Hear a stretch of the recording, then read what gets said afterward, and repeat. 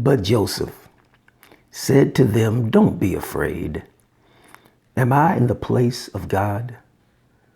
You intended to harm me, but God intended it for good, to accomplish what is now being done, the saving of many lives. So don't be afraid. I will provide for you and your children." And he reassured them and spoke kindly to them. Good morning, Facebook family. I come to you this morning from Genesis chapter 50, verse 19. What a powerful testimony of forgiveness and redemption. I love the story of Joseph. Joseph was Jacob's most prized and favorite son. Joseph was treated a little differently than his brothers. Joseph's brothers just happened to be the children of Israel.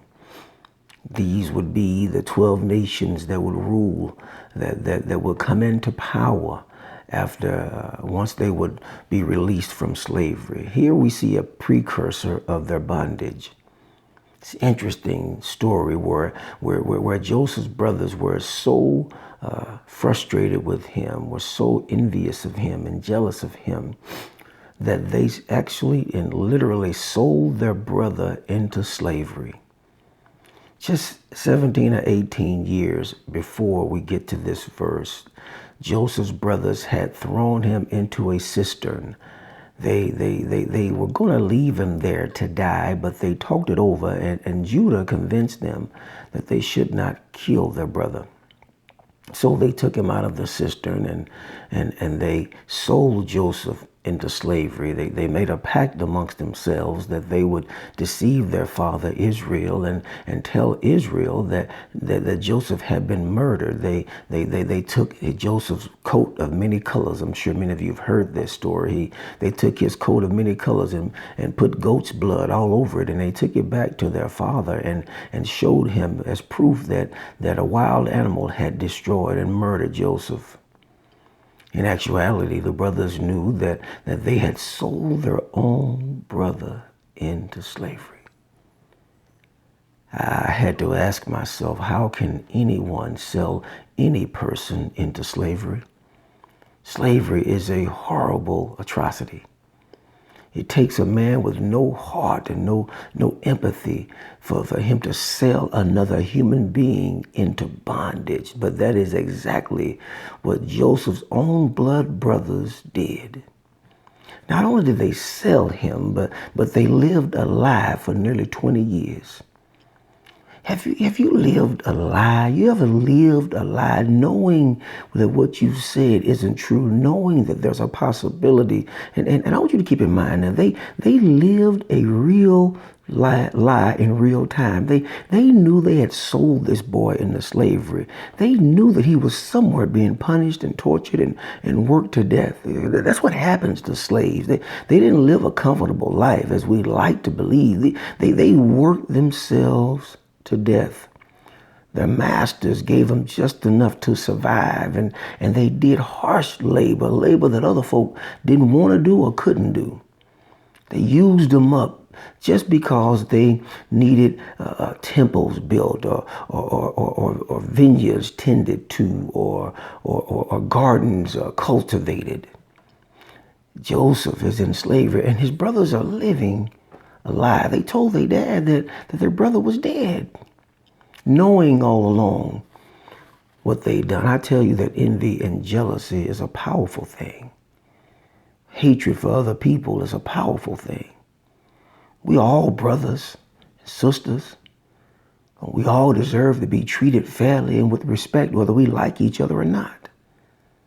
And Joseph now has worked his way through the ranks, though. Joseph didn't allow slavery to hold him down. He didn't allow slavery to be his mantra. He knew that God had a purpose for his life.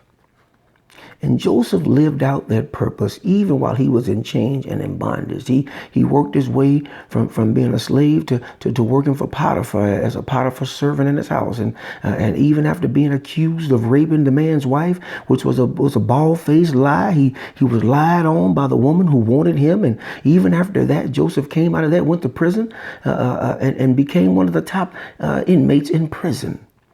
His work ethic, his moral character was always top notch. Joseph always believed that regardless of where he was, where he found himself, or what situation he was in, he always believed that God had a purpose for his life. And I want to pause this morning and tell you that regardless of whatever situation you find yourself in this morning, the Lord's purpose for you has not changed. You're simply going through a journey, sometimes walking over burning coals to get to where the Lord has you to get to. But wherever you are in life right now, don't condemn yourself or condemn others or hold God responsible. What you do is say, Lord, teach me while I'm in this place. What I'm going to do is allow my character and my integrity to bring me through this, Lord. My faith, God, will be my light. God, shine bright light on my path. Help me to know, Lord, what my purpose is, even if I'm in bondage right now. That's what Joseph did.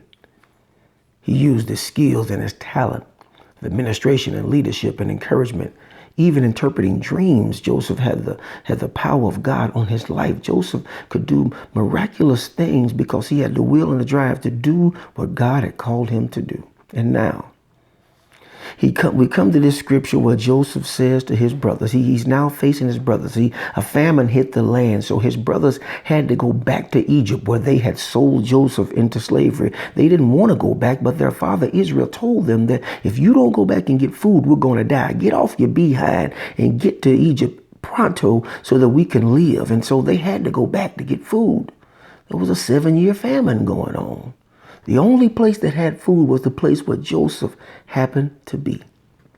Man, if you don't believe in the divinity of God, if you don't believe that God has a divine purpose for your life, even through hardships, I tell you, just read the story of Joseph.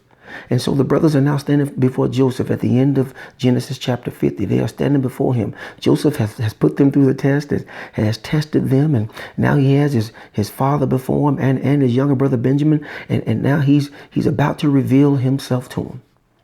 And indeed he does in verse 19. They're all upset, man, because now they believe that Joseph is going to take vengeance on them and kill them for what they've done. And they rightfully deserve to be murdered. They deserve to be in prison for what they've done.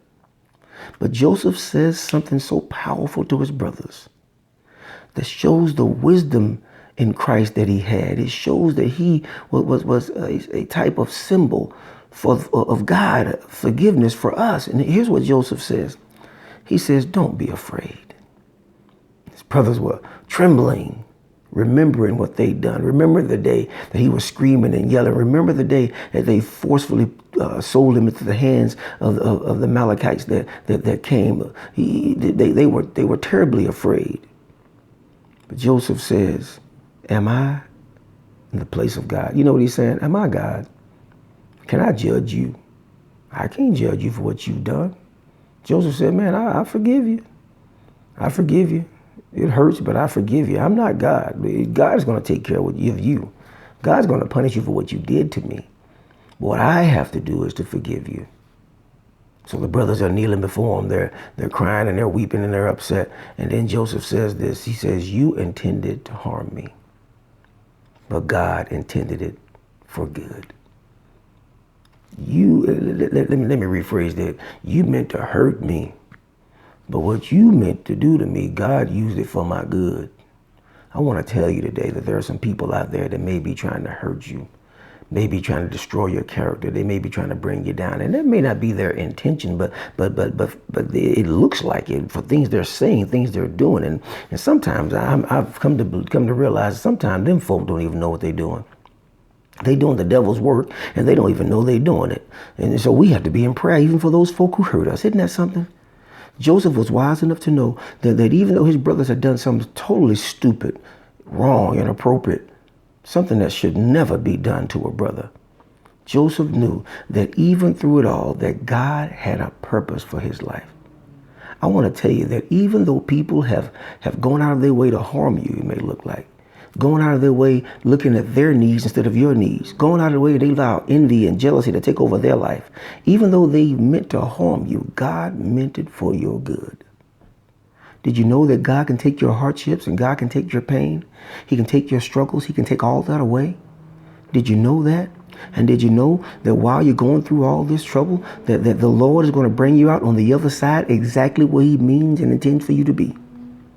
Joseph said, what you meant to harm me, God meant it for good, to accomplish a purpose, the saving of many souls.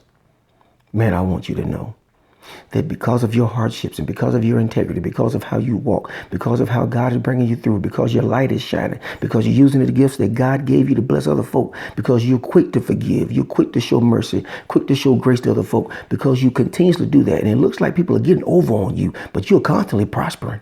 Oh, you've been prospering.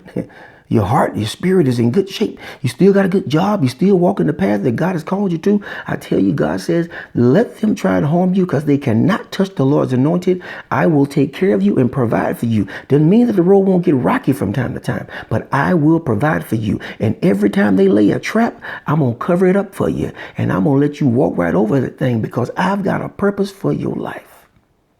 Folk be setting traps for you and themselves find themselves entangled in it. Don't you worry about what folk want to do to you. What they intend to harm you, God meant for good. Because God's purpose is for many lives to be saved. Be blessed this morning. Endure through all these trials and know that God is with you.